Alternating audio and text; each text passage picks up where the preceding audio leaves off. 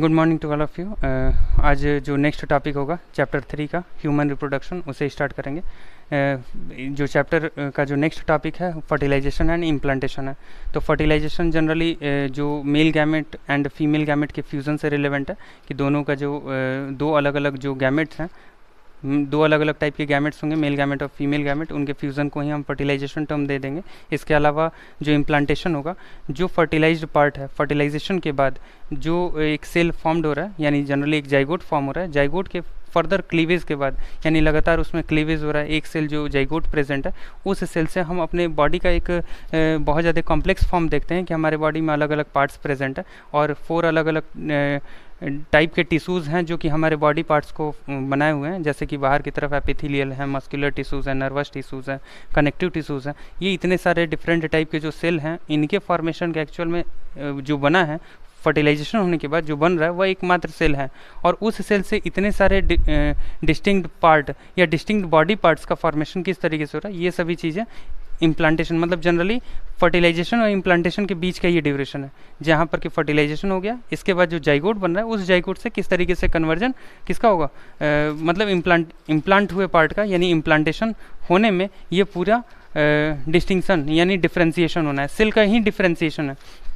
Cell ही जब ये cleavage हो जाएगा, एक जाइगोट है, लगातार मल्टीपल डिवाइड होके 2 सेल्ड स्टेज है, 4 सेल्ड स्टेज, 8 सेल्ड स्टेज में कन्वर्जन हो रहा है, और ये जितने भी सेल्ड स्टेज वाला कंडीशन है, इसी को हम टर्म दे सकते हैं मॉर्यूला, देन ब्लास्ट्यूला, गैस्ट्रियूला। ये केवल on the basis of their cell division और डिफरेंशिएशन के बेसिस पर ही हमने इनको डिवाइड किया है।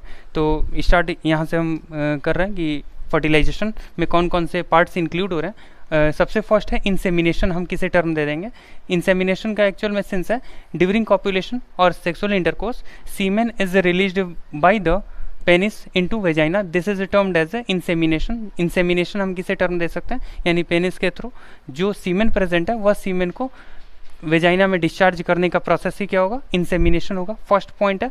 एंड देन नेक्स्ट है जो मोटाइल स्पर्म्स प्रेजेंट है, this motile sperms pass through cervix, uterus and finally reaches to the junction of isthmus and ampulla, यानी जनरली इसे एम्प्यूलरी इस्थमस जंक्शन कहेंगे। यानी जो एक पाथवे इंडिकेट किया गया कि बॉडी में मीन्स जब डिस्चार्ज हो जा रहा है सीमेन का, तो वेजाइना से ऊपर की तरफ सर्विक्स रीजन, सर्विक्स से ऊपर यूटेरस, यूटेरस से आगे की तरफ जो पाथवे होगा, उस पाथवे में सबसे फर्स्ट इस्थमस और एम्प्यूलरी जंक्शन, यानी इस्थमस यानी एम्प्यूला और मीन्स ये 3 अलग अलग पार्ट्स प्रेजेंट है। जैसे ओविडक्ट हम देख रहे हैं, तो ओविडक्ट में इनफंडिबुलम हो गया, then ampulla and last isthmus है। इस्थमस एक जंक्शन क्रिएट कर रहा है यूटेरस और ओविडक्ट के बीच में एक जंक्शन क्रिएट कर रहा है। तो यही एक पाथवे है जहाँ से कि स्पर्म पास करते हुए कहाँ पर पहुँच रहे हैं, एम्प्यूला या एम्प्यूलरी रीजन तक पहुँच रहा है। Ampulla is the site where fertilization take place और फर्टिलाइजेशन अकर्स, यानी फर्टिलाइजेशन जहाँ पर कि एक प्रेजेंट है, जो सेकेंडरी oocyte रिलीज हुआ था ओवरी से, जो सेकेंडरी oocyte रिलीज हुए हैं, ये सेकेंडरी oocyte कहाँ पर प्रेजेंट होंगे, एम्प्यूलर रीजन में।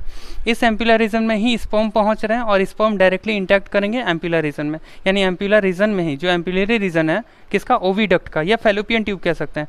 फेलोपियन ट्यूब का जो एम्प्यूलरी रीजन है, वहीं पर स्पर्म और जो स्पर्म है, इसके अलावा जो एग सेल है, इन दोनों का फ्यूजन होना है, यानी एक cell interact with the sperm in the ampullary region. Means fertilization site हम किसको इंडिकेट करेंगे, एम्प्यूलरी रीजन को हम इंडिकेट कर सकते हैं। Then the ovum released from ovary also transported to ampullary isthmic junction where fertilization take place, यानी ampullary isthmus junction directly जहाँ पर कि फर्टिलाइजेशन कंप्लीट होना है। And then fertilization only take place in both sperm and ovum reaches ampullary isthmus junction simultaneously. Then the process of a fusion of sperm and ovum, this is called as means एक यहाँ पे important term कि fusion of sperm and ovum, the fusion of gamete is also be termed as a fertilization. Fusion of male gamete with the female gamete is termed as fertilization. तो fertilization जब हम term use करते हैं तो वह किसके लिए है, फ्यूज़न के लिए है। जो स्पर्म प्रेजेंट है उनका ओवम के साथ फ्यूज़न जो होगा उसी को हम फर्टिलाइजेशन टर्म दे देंगे। एंड फाइनली एक्रोसोम, अब ये जो फर्टिलाइजेशन हो रहा है उसमें किसका इंपॉर्टेंट रोल हो जाएगा, एक्रोसोम का। जो एक्रोसोम प्रेजेंट है स्पर्म के हेड पे, एक स्पर्म का स्ट्रक्चर अगर हम देख रहे हैं, स्पर्म का स्ट्रक्चर, जहाँ पर कि ऊपर की तरफ एक हेड रीजन, इस हेड रीजन में कुछ एंजाइम्स प्रेजेंट है। ये जो हेड रीजन है, ये हेड रीजन को हम एक्रोसोम इंडिकेट कर सकते हैं, acrosome which contains the hydrolytic enzyme, hydrolytic enzymes. These acrosome contains the hydrolytic enzyme which is completely penetrate the wall of ovum. Ovum का जो वॉल है, ओवम का जो ऊपर की तरफ की कवरिंग है, जनरली जो ऊपर की ओवम की कवरिंग है, उसको सबसे फर्स्ट पेनिट्रेट करने का काम किसका होगा? स्पर्म में प्रेजेंट एक्रोसोम का होगा। वही पेनिट्रेट करके डायरेक्टली जोना पेलुसिडा तक जब अगर पेनिट्रेशन हो जाता है तो वह बाकी जितने भी स्पर्म्स होंगे उनको डायरेक्टली वह इनहाइबिट कर देता है। एक प्रोसेस है मोनोस्पर्मिक और मोनोस्पर्मिक, ऑलिगोस्पर्मिक और पॉलीस्पर्मिक। एक्चुअल में अगर एक स्पर्म मीन्स एंटर करता है, एंटर करने के बाद जो जोना पेलुसिडा वाला लेयर है वह डायरेक्टली अलार्मिंग नेचर है, वह बाहर के जितने भी स्पर्म्स होंगे उनको वह पूरी तरीके से इनहाइबिट कर देता है, बाकी की एंट्री को वह रोक देगा। और इस एंट्री को रोकने को जनरली एक स्पर्म के थ्रू ही केवल फर्टिलाइजेशन होता है, तो इस कंडीशन को हम मोनोस्पर्मिक कंडीशन कहते हैं। Monospermic condition when only one sperms reaches inside the only one sperm can fuses with the egg cell. This is termed as a monospermic and it completely prevent the polyspermic condition. Means Zona pellucida completely promote the monospermic and prevent the polyspermic condition. यानी जो जोना pellucida present होगा, zona pellucida layer is completely protect or it provide the alarming nature for prevention of polyspermic condition of the egg. यानी जो fertilisation हो रहा है वह केवल एक स्पर्म से ही हो, इसके लिए वहाँ पर क्या प्रेजेंट होगा? इसके आउटर कवरिंग्स प्रेजेंट है। ओवम की आउटर कवरिंग कंप्लीटली किस चीज़ से प्रिवेंट कर रही हैं? एक्स्ट्रा स्पर्म्स के इंटरेक्ट करने से प्रिवेंट कर रही हैं। अब नेक्स्ट जो इसमें पार्ट है फर्टिलाइजेशन वाले में, वह इम्पॉर्टेंट पार्ट होगा कि जो भी इसमें स्पर्म्स प्रेजेंट है, कई सारे sperms generally millions of sperm एक बार में जब एंटर करते हैं, तब उस केस में जो नंबर ऑफ स्पर्म होंगे 200 to 300 हंड्रेड्स में जो स्पर्म है डायरेक्ट इंटरेक्ट करते हैं या पेनिट्रेट करते हैं ओवम को। वहाँ पर जो ओवम प्रेजेंट है उस ओवम का जो पूरा फेज होगा, जैसे मियोसिस चल रहा है, मियोसिस में माइटोसिस सेकेंड, ये जो माइटोसिस सेकेंड मियोसिस जो चल रहा है, मियोसिस फर्स्ट और मियोसिस सेकेंड, तो मियोसिस सेकेंड में मेटाफेज टू पे वह उसका ग्रोथ, यानी जो सेकेंडरी oocyte है उस सेकेंडरी oocyte का ग्रोथ रुका हुआ है। अब इस सेकेंडरी oocyte का ग्रोथ फिर से कंटिन्यूड होता है और कंटिन्यू होने के बाद वह ग्रोथ कंप्लीट होगा after the penetration of sperm, यानी स्पर्म के पेनिट्रेशन से वह जो ग्रोथ मेटाफेज सेकेंड पे रुका हुआ है वह कंप्लीट होकर वह एक कंप्लीट सेल यानी ओवम में ट्रांसफॉर्म्स होता है। यानी ट्रांसफॉर्म होने का एक्चुअल में रीज़न स्पर्म के इंटरेक्शन से है। इंटरेक्ट करने के बाद ही वह जो हाफ स्टेज पे रुका हुआ ओवम है, वह हाफ स्टेज पे रुका हुआ ओवम कंप्लीट अपने फुल स्टेज या फुल स्लीव में कन्वर्ट होगा। एंड देन जब वो कन्वर्ट हो जाता है तो वहाँ पर हम फर्टिलाइजेशन टर्म यूज़ कर सकते हैं।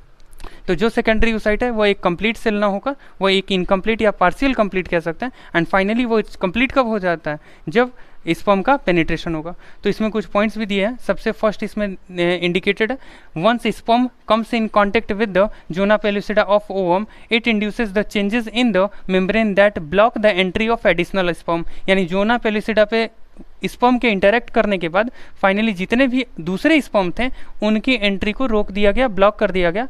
यह जो जोना पेलुसिडा लेयर है ये मोनोस्पर्मिक कंडीशन को इंश्योर करता है और वहीं पॉलीस्पर्मिक कंडीशन को प्रिवेंट करता है। पॉलीस्पर्मिक कंडीशन का सेंस है कि एक से ज़्यादा स्पर्म्स का एंट्री ब्लॉक करेगा, इसके अलावा एक स्पर्म्स की एंट्री को अलाउ करना। ये किसका काम है? जोना पेलुसिडा लेयर का, जो कि किसकी कवरिंग है? जो हमारे पास सेल है, यानी जो एक सेल प्रेजेंट होगा उस एक सेल की जो आउटर कवरिंग है वो जोना पेलुसिडा है, जिसकी वजह से मोनोस्पर्मिक इंश्योर हो रहा है, whereas it completely prevent the polyspermic condition. Then only one sperm fertilize with one ovum and then entry of sperm into ovum induces the ovum to complete its second meiotic division of secondary oocyte. And finally जहाँ पर ये sperms की entry होती है तो entry करने के बाद ही जो फेजेस यहाँ पर रुके हुए हैं वह फेजेस कंप्लीट होंगे और फेज कंप्लीट होने के बाद वह फाइनल एक ओवम में ट्रांसफॉर्म्स होता है। यानी जो सेकेंडरी oocyte था वह सेकेंडरी oocyte किस में ट्रांसफॉर्म हो जाएगा? एक फाइनल ओवम यानी एक सेल में ट्रांसफॉर्म हो जाएगा। And finally meiosis second is also unequal cytokinesis resulting production of one large ovum otids and one small second polar body haploid nucleus of sperm fuses with the haploid nucleus of ovum, that is forms the zygote, that forms the diploid zygote। and finally diploid zygote का formation, जो egg cell है, egg cell का nucleus fuse हो रहा है sperm के nucleus से। Egg cell means nucleus of egg cell fuses with the nucleus of sperm।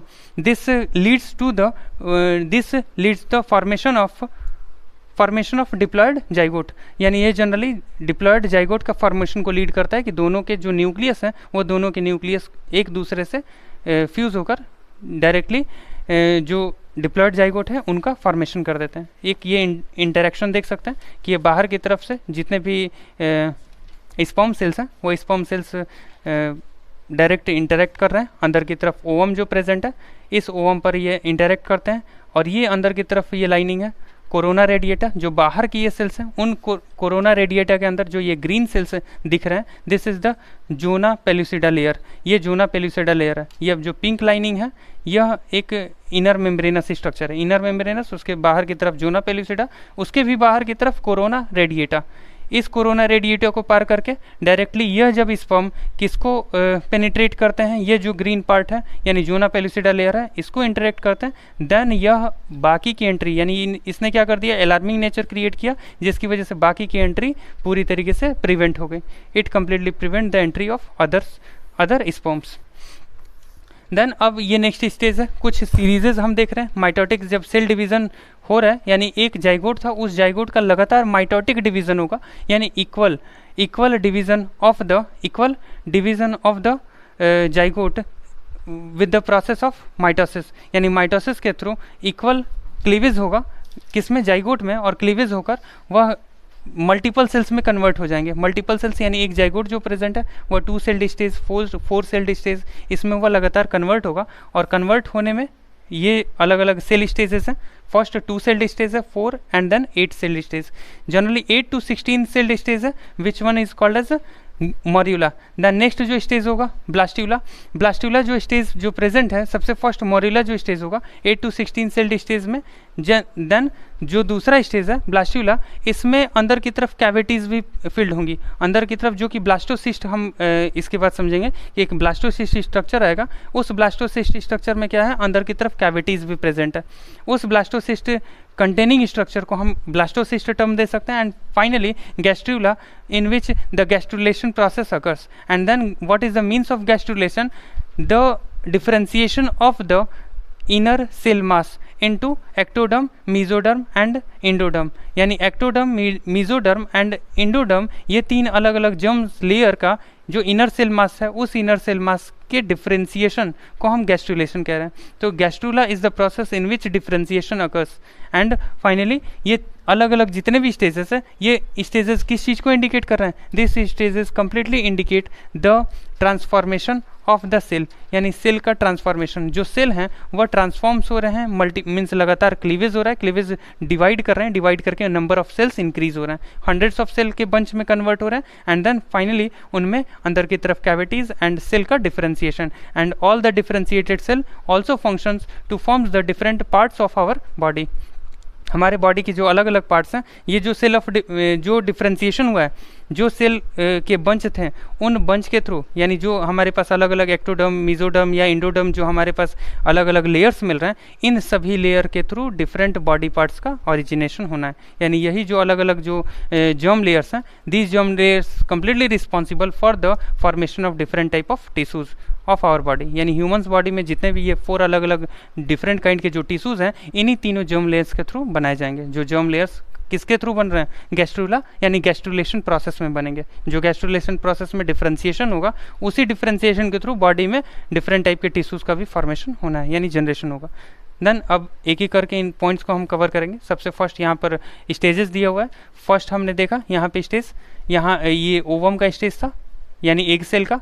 Finally interact करने के बाद जब इंटरेक्शन हो रहा है स्पर्म से, देन यहाँ पर ये कन्वर्जन हो गया, यहाँ जाइगोटिक स्ट्रक्चर का फॉर्मेशन, देन जाइगोट का क्लेवेज होगा, 2 सेल्ड स्टेज है, then 4 celled, and then 8 to 16 celled stage that is called as morula.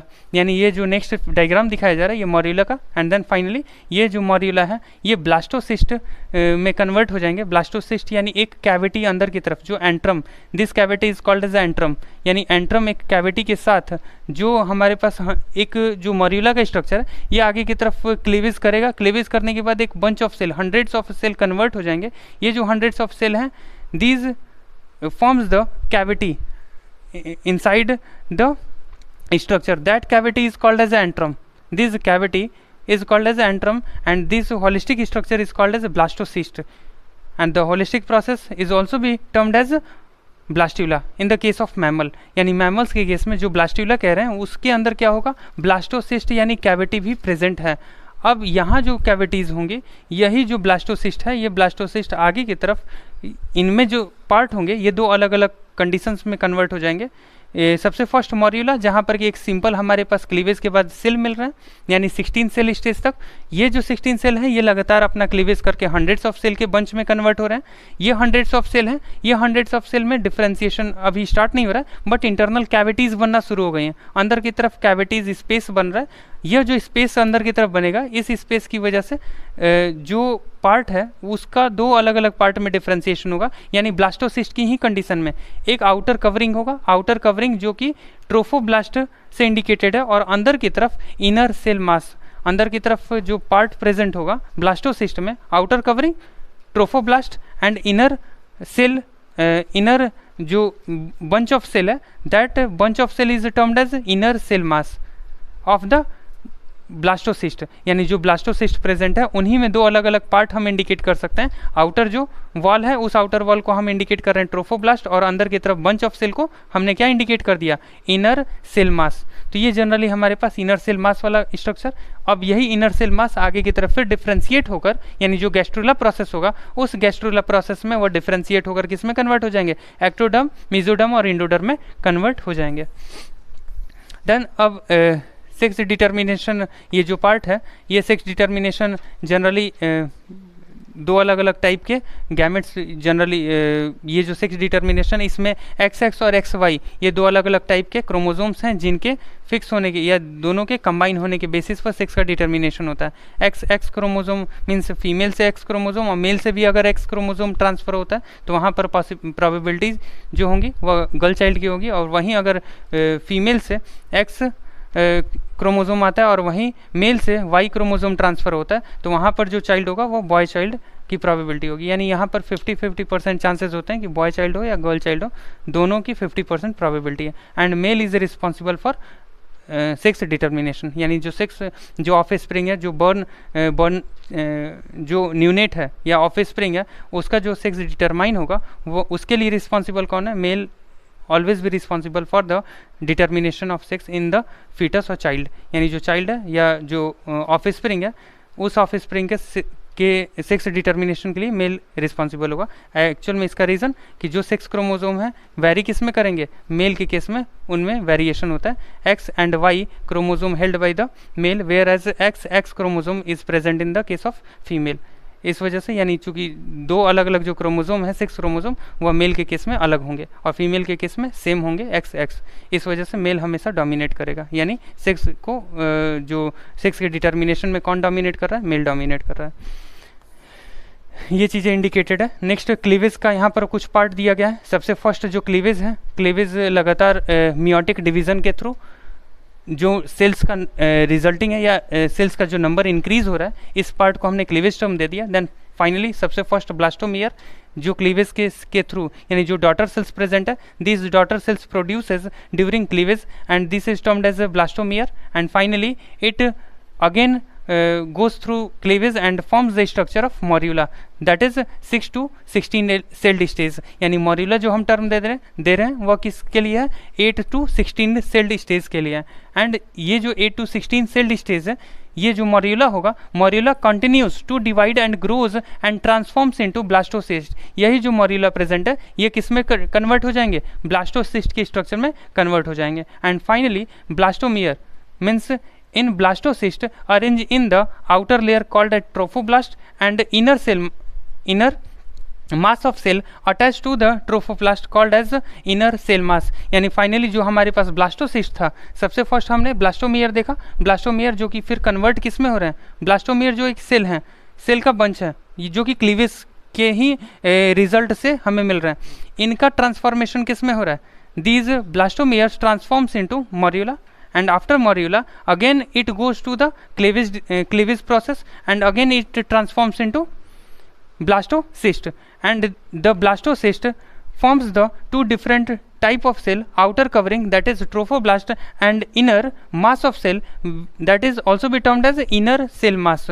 यानी यह दो अलग अलग पार्ट में जो ब्लास्टोसिस्ट है वह दो अलग अलग पार्ट्स में उनको हमने इंडिकेट कर दिया, आउटर कवरिंग जो कि ट्रोफोब्लास्ट बना रहे हैं और इनर जो सेल मास थे यानी इनर मास ऑफ सेल थे उनको हमने इंडिकेट कर दिया inner cell mass. And finally trophoblast is attach with the endometrium lining and forms the structure of placenta. Placenta किसके थ्रू बन रहा है, जो इनर मास ऑफ सेल था, inner mass of cell, inner mass में कह रहा हूँ बाहर की तरफ ट्रोफोब्लास्ट प्रेजेंट है, जो ब्लास्टोसिस्ट है उस ब्लास्टोसिस्ट का बाहर की तरफ का covering trophoblast, these trophoblast attach to the endometrium lining and forms the structure of placenta.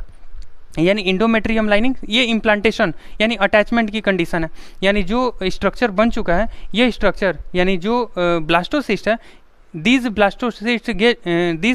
blastocysts get implanted into the endometrium lining with the help of trophoblast.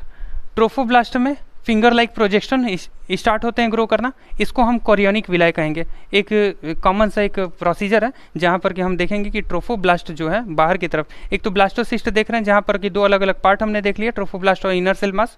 जो ट्रोफोब्लास्ट बाहर की कवरिंग है उसमें फिंगर लाइक प्रोजेक्शन आ जाता है, इस finger like projection को हम कोरियोनिक विलाय टर्म देंगे। These chorionic villi attach to the endometrium wall and forms the structure of placenta. यानी प्लेसेंटा किसके थ्रू बन रहा है, प्लेसेंटा किसके थ्रू बन रहा है, ट्रोफोब्लास्ट के फिंगर लाइक प्रोजेक्शन के थ्रू। यानी ट्रोफोब्लास्ट में फिंगर लाइक प्रोजेक्शन आएगा, एक डायग्राम के थ्रू मैं यहाँ इंडिकेट कर दे रहा हूँ जहाँ से क्लियर हो जाएगा। ये जो ट्रोफोब्लास्ट बाहर की तरफ प्रेजेंट है, ये बाहर की तरफ सेल है।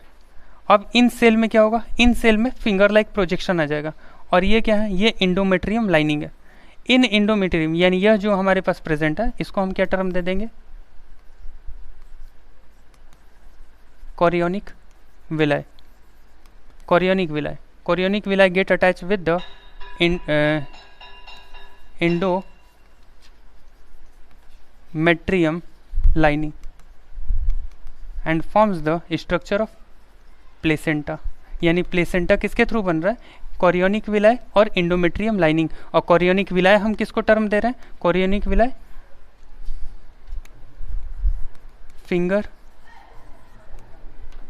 Like outgrowth, finger like outgrowth of finger like outgrowth which arises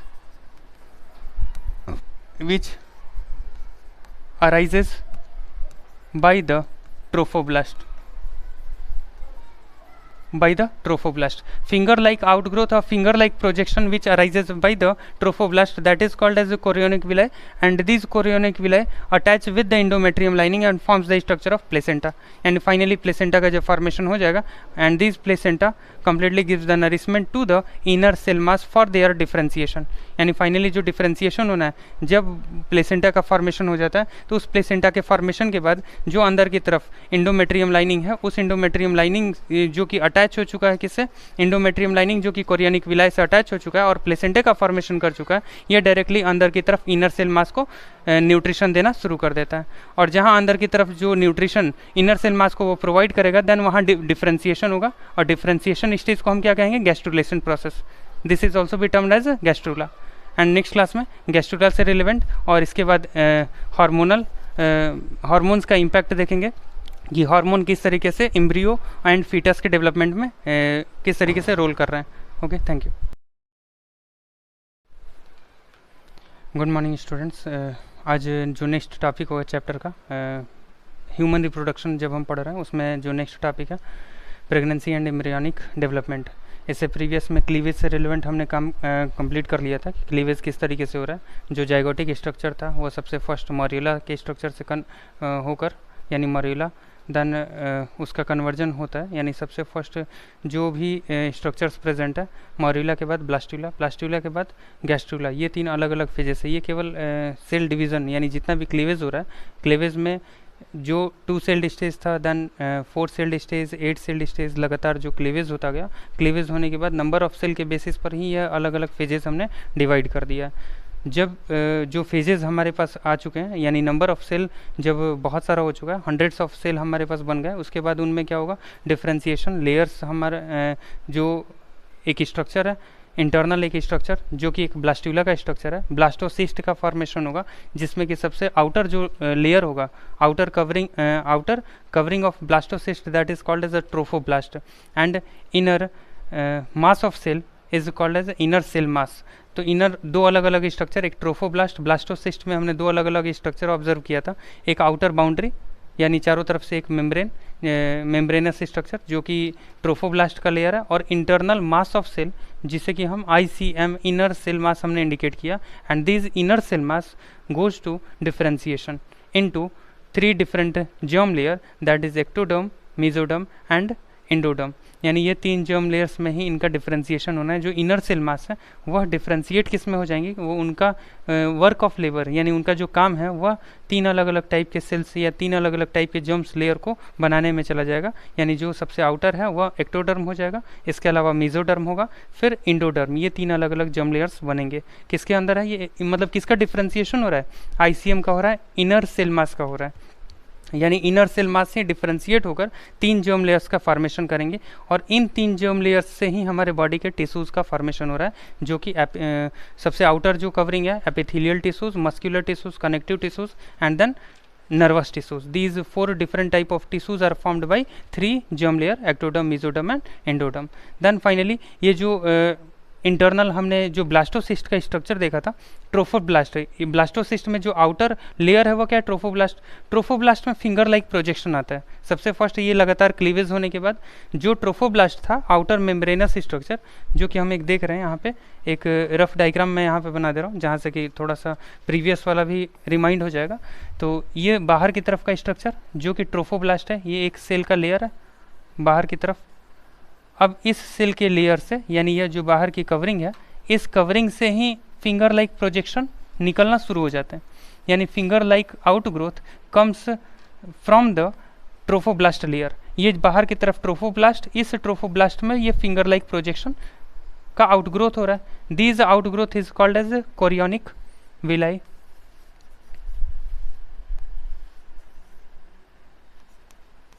chorionic villi, and these chorionic villi get attached with the endometrium wall और endometrium lining।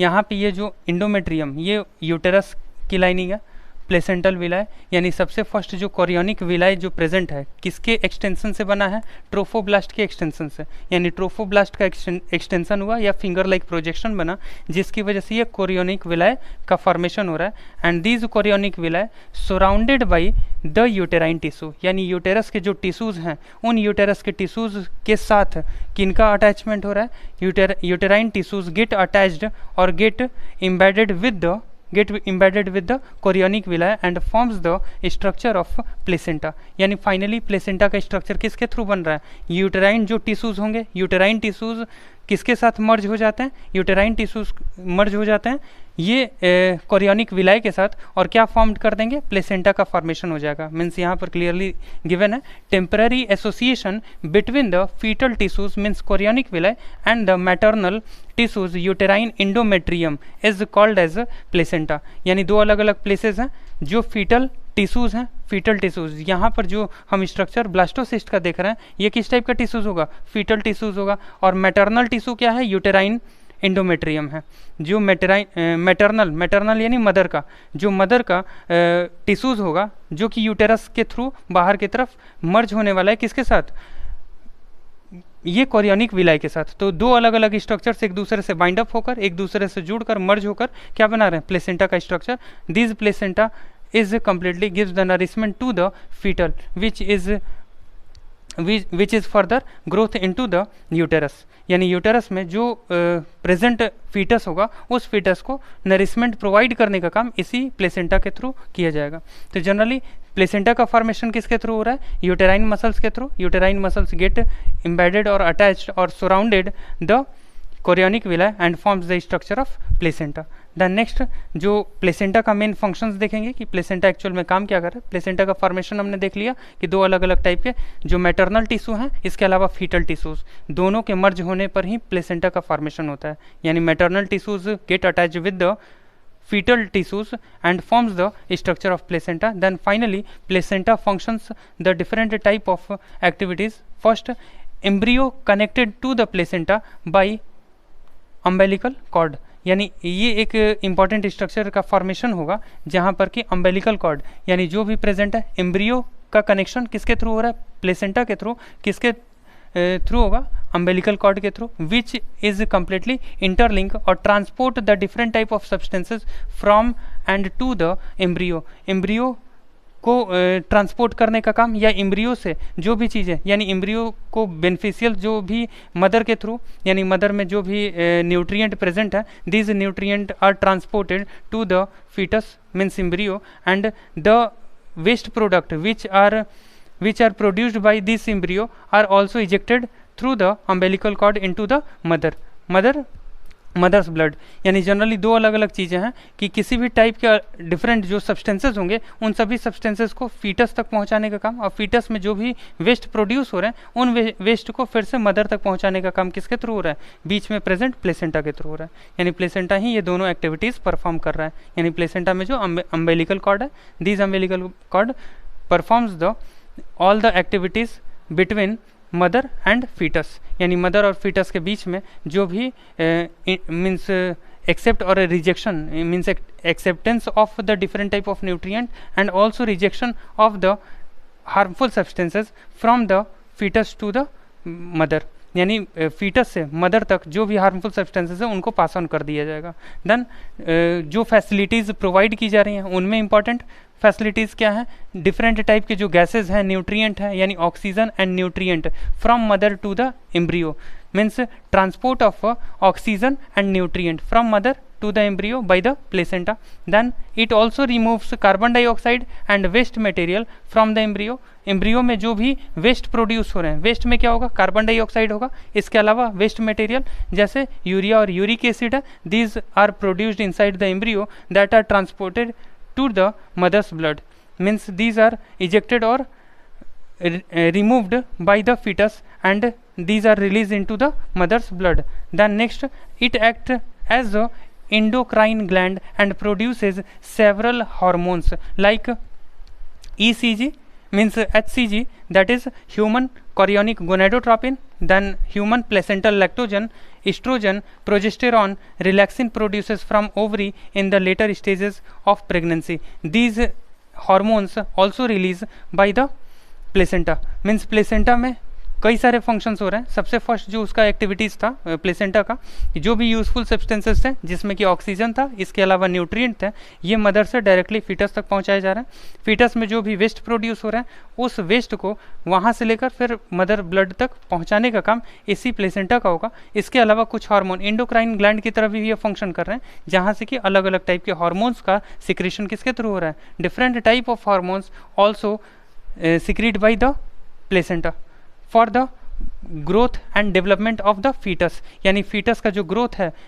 मीन्स growth है, development है, इसके अलावा metabolic activities हैं, these are controlled by these hormone। यानी hormones का main function क्या है? जो hormones ये release हो रहे हैं, इन hormones का काम हो जाएगा कि यह fetal growth के लिए, इसके अलावा फीटस में जो भी मेटाबॉलिक चेंजेस होने हैं, मेटाबॉलिक जो रिएक्शंस होने हैं, उन मेटाबॉलिक रिएक्शंस के लिए इंपॉर्टेंट है, डेवलपमेंट के लिए इंपॉर्टेंट है।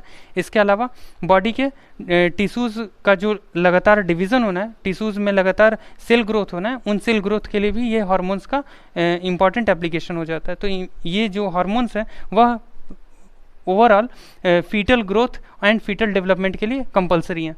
तो ये सभी चीज़ें किसके थ्रू रिलीज हो रही हैं? जो प्रेजेंट इंटरनली, मतलब जो प्लेसेंटा है उन प्लेसेंटा के थ्रू ही ये हार्मोन्स का भी सिक्रेशन हो रहा है।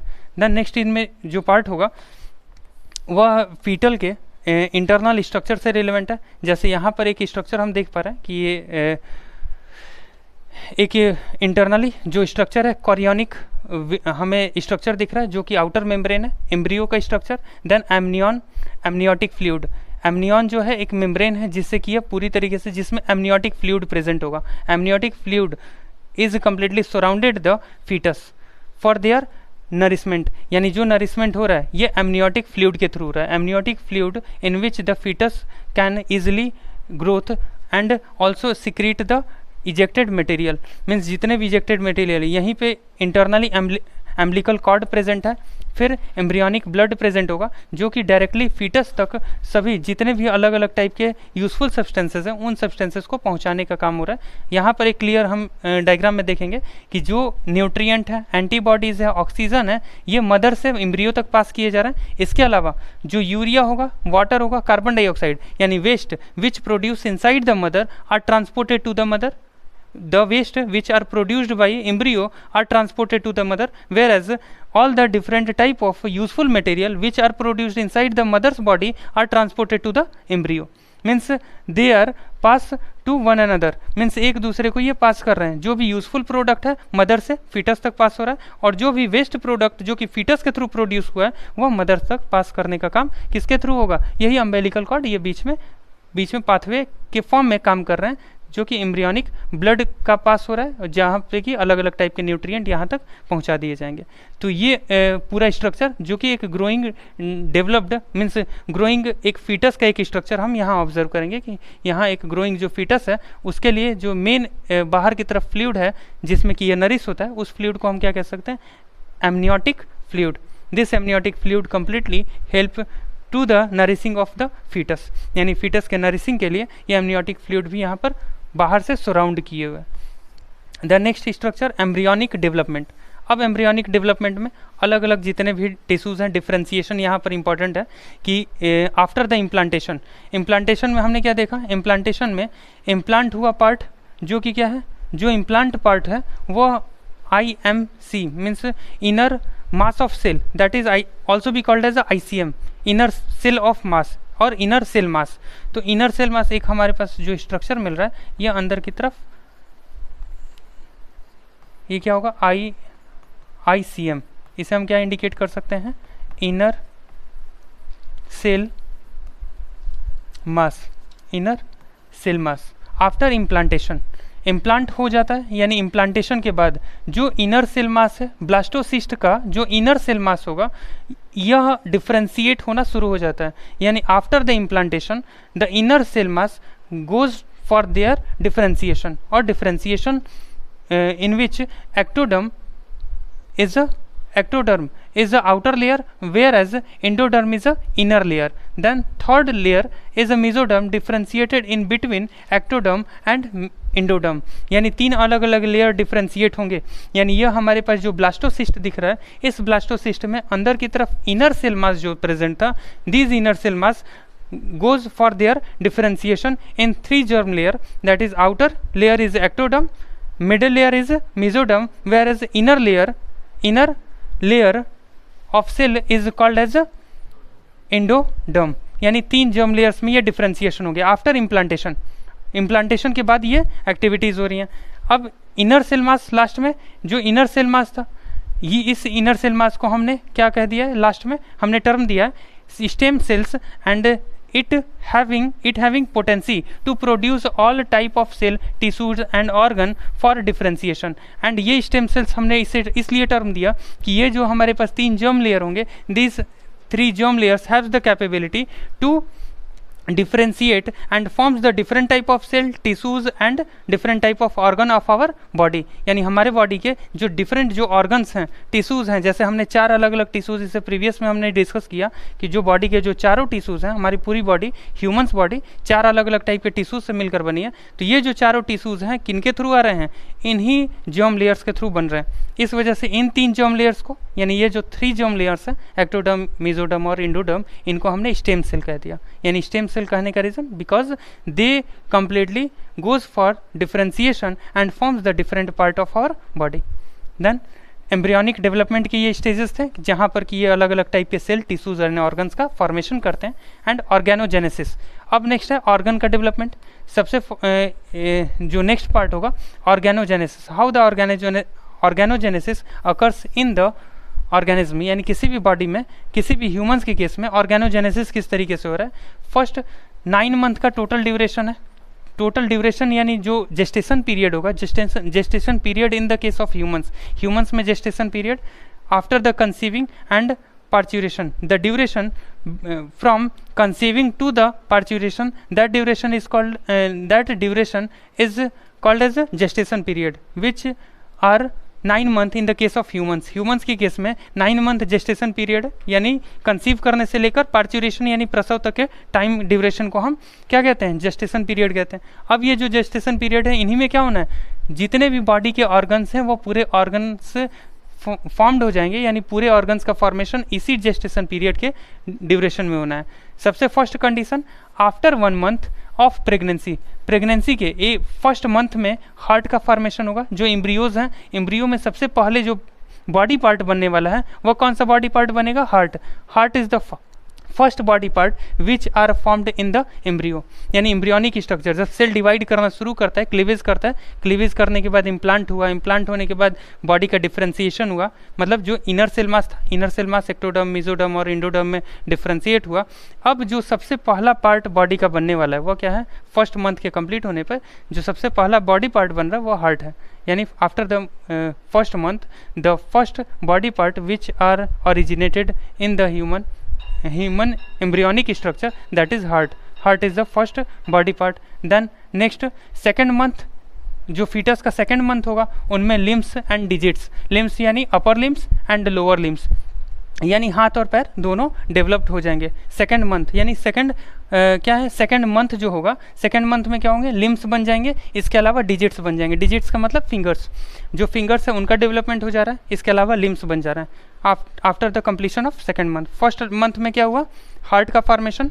दूसरे मंथ में क्या हुआ, जो दूसरा महीना कंप्लीट हो रहा है प्रेगनेंसी का, उसमें लिम्स बन रहे हैं, अपर लिम्स और लोअर लिम्स, एंड डिजिट्स का फॉर्मेशन हो जा रहा है। डिजिट्स यानी फिंगर्स बन जा रहे हैं, वह अपर लिम्स के फिंगर्स हो या लोअर लिम्स के फिंगर्स हो। द नेक्स्ट फर्स्ट ट्राइमेस्टर, यानी after the completion of 12 weeks, means after the completion of 3 month, यानी यहाँ पर फर्स्ट ट्राइमेस्टर मतलब 3 महीने के बाद, जब 3 महीना कंप्लीट हो जाएगा प्रेगनेंसी के, तो पूरे जितने भी बॉडी के ऑर्गन सिस्टम हैं, all the organ systems are formed with external genitalia, external genitalia also भी appeared after the completion of 3 month, यानी 3 महीने से पहले तक हमें क्लियर तरीके से विजिबल नहीं होगा बॉय चाइल्ड और गर्ल चाइल्ड का, लेकिन 3 महीना जब कंप्लीट हो जाता है तो जो एक्सटर्नल जेनेटेलिया है वह एक्सटर्नल जेनेटेलिया भी क्लियर तरीके से अपीयर्ड हो जाएगा, यानी मेल चाइल्ड या फीमेल चाइल्ड का हमें क्लियर तरीके से किस टाइम पे पता चलेगा, यानी बॉडी के average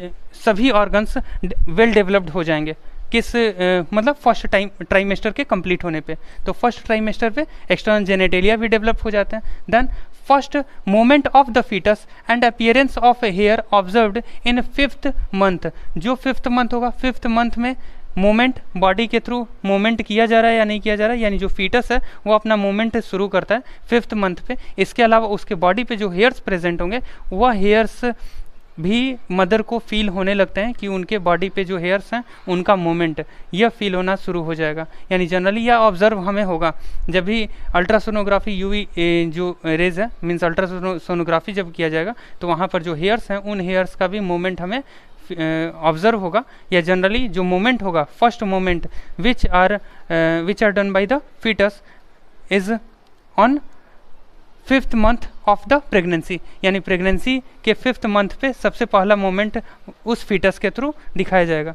then next part second trimester, जब 6वां महीना कंप्लीट होता है आफ्टर द 24th वीक और second trimester means after 6 month, after the completion of 6 months the body is covered with the fine hair eyelids separate and eyelashes are formed, यानी generally जो body पे fine hairs, यानी पूरी body fine hair से covered हो जाएगी, आई laces आ जाएंगे, eyebrows आ जाएंगे, यानी जो आई लेसेस हैं वो क्या हो जाएंगे, मतलब सेपरेट हो जाएंगे, यानी क्लियर तरीके से उनका सेपरेशन हो जाएगा जो भी हेयर्स पे हैं। आई लीड्स पे जो हेयर हैं, इसके अलावा बॉडी पे जो फाइन हेयर्स होंगे, आई लेसेस होंगे, all these are formed after the completion of second trimester, यानी जो दूसरा ट्राइमेस्टर पूरा होता है तो दूसरे ट्राइमेस्टर में बॉडी हेयर्स यानी ग्रोथ पूरी तरीके से मतलब बॉडी पे जो हेयर्स हैं उनका ग्रोथ हो जाता है, फाइन हेयर्स प्रेजेंट होंगे, इसके अलावा आई लेसेस और जो आई लीड हैं वो आई लीड कंप्लीटली सेपरेट होंगे एक दूसरे से।